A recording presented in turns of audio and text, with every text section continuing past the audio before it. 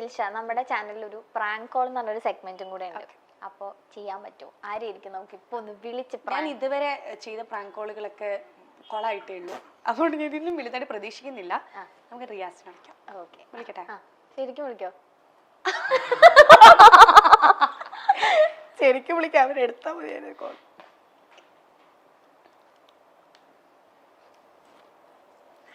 Call പോലും connect ആവുന്നില്ല. Serious ആവണേ. Hello. Hey, hi. Hi da, how are you? Hi, I'm good. How are you? I'm good. ഞാനൊരു സന്തോഷ വാർത്ത പറയാൻ വേണ്ടി വിളിച്ചതാ. കല്യാണമായോണ്ട്. എങ്ങനെ മനസ്സിലായി? What? No. സത്യം. You're getting married. Yes. അത് പറയാൻ Oh വേണ്ടി my God. അത് പറയാൻ വേണ്ടി ഞാൻ എല്ലാവരെയും ഒന്നും വിളിക്കുന്നില്ല, കുറച്ച് പേരെ വിളിക്കുന്നുള്ളൂ. പിന്നെ അധികം ആർഭാടമായിട്ടുള്ള ഒരു കല്യാണം എന്നല്ല, റിലേറ്റീവ്. എന്നിട്ട് ബാക്കി ഡീറ്റെയിൽസ്. ചെറുക്കൻ്റെ പേര് രാഹുൽ എന്നാണ്. ആള് ലണ്ടനിൽ സെറ്റിൽഡ് ആണ്. അപ്പൊ കല്യാണം കഴിഞ്ഞ് ഞാൻ ലണ്ടനിലോട്ട് പോവും.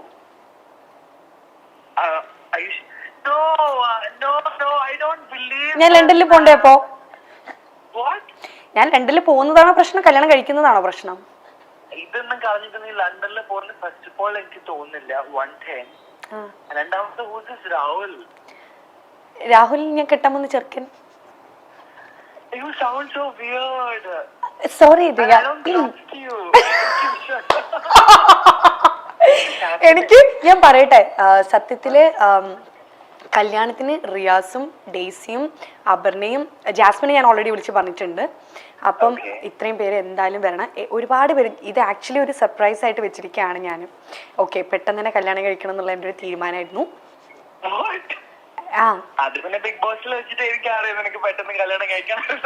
നമുക്ക് ഇവിടെ നിർത്തിയാലോ? ബിഗ് ബോസ് ഞാനെപ്പോഴാ പറഞ്ഞു എനിക്ക് പെട്ടെന്ന് കല്യാണം കഴിക്കണം എന്ന്? കണ്ടോ, ഇത് പെരിക്കായില്ലേ പ്രാങ്ക് കോള്? ഇത് പ്രാങ്ക് കോളാ. ഞാൻ അങ്ങനെ ഒരു ലണ്ടനിലുള്ള ഒരു രാഹുലിനെയും കെട്ടാൻ പോകുന്നില്ല. ഓക്കെ, മൈൽ സ്റ്റോൺ മേക്കേഴ്സിന്റെ ഇന്റർവ്യൂല് അപ്പൊ എനിക്കൊരു പ്രാങ്ക് കോള് ചെയ്യാൻ വേണ്ടി പറഞ്ഞു. അപ്പം ഞാൻ താങ്ക് യു സോ മച്ച്. അല്ല, എനിക്കൊരു സംശയം ഇപ്പോഴും ബാക്കിയുണ്ട്. ഞാൻ എപ്പോഴും ബിഗ് ബോസിൽ കല്യാണം കഴിക്കാൻ മുട്ടിരിക്കാന്ന് പറഞ്ഞ്. അപ്പൊ തിരിച്ച് എന്നെയും പ്രാങ്ക് ചെയ്തതല്ലേ? താങ്ക് യുടാ, അറ്റ്ലീസ്റ്റ് നീ എന്റെ കോളെങ്കിലും എടുത്തല്ലോ.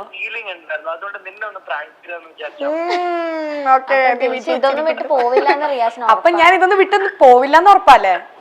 അതെനിക്ക് ഉറപ്പില്ല. നീ അങ്ങനെ കളഞ്ഞിട്ട് പോവാ ലണ്ടനിലേക്കല്ല. Yes, you're right. Oh, thank you. Okay, Riyaz, thank you so much. Parvathi ഇവിടെ ഉണ്ട്, എന്തെങ്കിലും പറയാനുണ്ടോ? Hi Riyas, thank you so much. നമ്മളൊരു പ്രാങ്കിന് വേണ്ടി ഇങ്ങനെ പറഞ്ഞത്, അപ്പൊ തന്നെ റിയാസിനെ വിളിച്ചിട്ട് കല്യാണമായി എന്നൊക്കെ പറയാന്ന് പറഞ്ഞിട്ട് ഫുൾ ആള് സെറ്റായി. അങ്ങനെ വിടാനൊന്നും ഉദ്ദേശിച്ചിട്ടില്ല അല്ലേ ദിൽഷനെ? പിന്നെ അങ്ങനെ കേരളത്തിൽ നിന്ന് വിട്ടുകൊടുക്കോ? അതന്നെ. ഓക്കെ, അപ്പൊ അനുഭവിക്കാനുണ്ടെന്ന് കേട്ടോ പറഞ്ഞു. ഇനി ഒരുപാട് അനുഭവിക്കാനുണ്ടെന്ന്.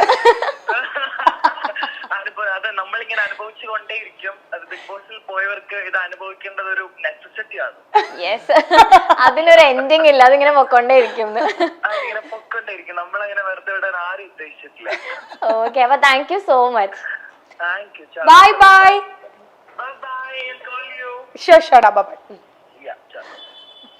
ഭാഗ്യം വേറൊന്നും പറഞ്ഞില്ലല്ലോ. ഓക്കെ, ഇനി ഒരു സർപ്രൈസ് ഉണ്ട്, കാണിക്കട്ടെ. ടെൻഷൻ ആവുന്നത്. ടെൻഷൻ ഒന്നും വേണ്ട. അയ്യോ, അത് എവിടെ പോയി? കഷ്ടപ്പെട്ട് ഡിലീറ്റ് ആയി പോയോ? അയ്യോ, ഇല്ല ഇല്ല.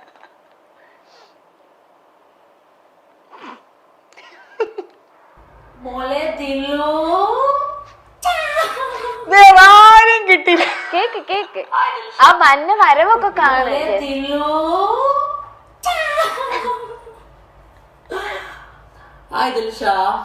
പിന്നെ ഞാൻ തന്നെയാണ്. എവിടെ പോയാലും ഇതുണ്ടാവും. ആക്ച്വലി ഇത് എവിടെ പോയാലും ഈ പണ്ടാറുണ്ടാവും നീ ഇപ്പൊ വിചാരിക്കുന്നുണ്ടായിരിക്കും. Yes, of course. സോ എനിക്ക് നിന്നോട് ചോദിക്കാനുള്ള ക്വസ്റ്റ്യൻ എന്താണെന്ന് വെച്ചാല്, എനിക്കൊരു ക്വസ്റ്റ്യൻ ഉള്ളു ചോദിച്ചിട്ട്.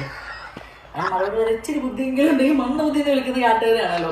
എപ്പോഴും പറയുന്ന ഡയലോഗ് അത്. To say that I'm so happy and glad where you are today, and you're one hell of a woman, and I'm proud, and I'm happy that I met you. പിന്നെ അതുപോലെ തന്നെ കൂടുതൽ April എൻ്റെ birthday വരുന്നുണ്ട്.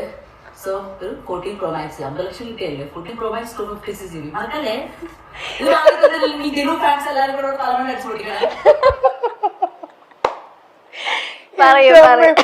ഇതൊരു comedy പീസാണ്. Okay, ഇന്ന് എൻ്റെ അടുത്ത് നല്ലോണം സംസാരിക്കും, നാളെ സ്റ്റോറി ഇടും.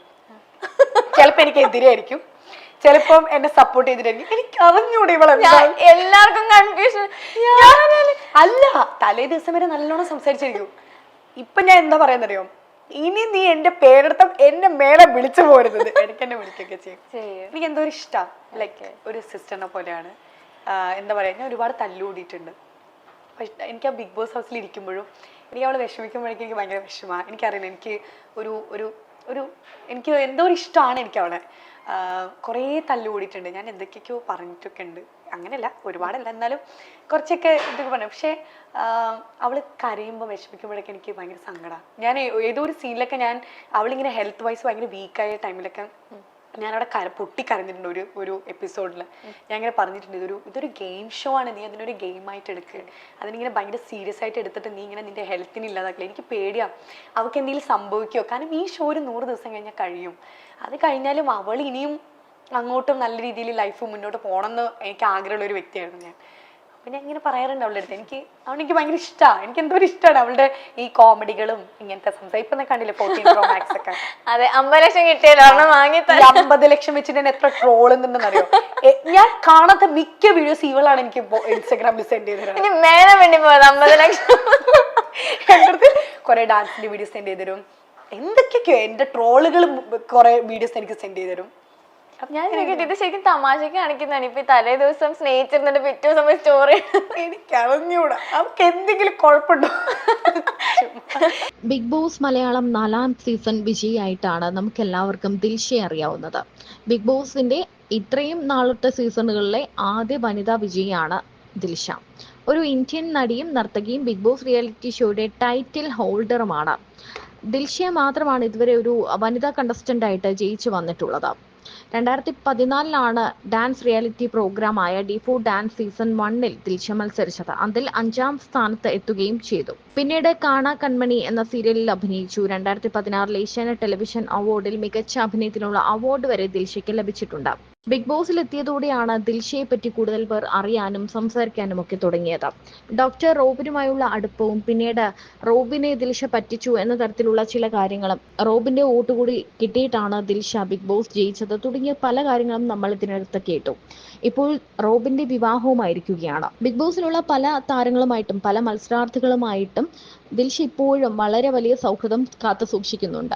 ദിൽഷയുടെ ഇന്റർവ്യൂസ് കാണുമ്പോൾ നമുക്ക് മനസ്സിലാകും, റിയാസുമായിട്ടാണ് ദിൽഷയ്ക്ക് ഏറ്റവും നല്ല ഫ്രണ്ട്ഷിപ്പ് ഉള്ളത്. ഇപ്പോൾ റിയാസിനോട് തന്റെ വിവാഹമായി എന്ന് പറയുന്ന ദിൽഷയുടെ ഒരു ഇന്റർവ്യൂ ഭാഗമാണ് വൈറലായി മാറുന്നത്.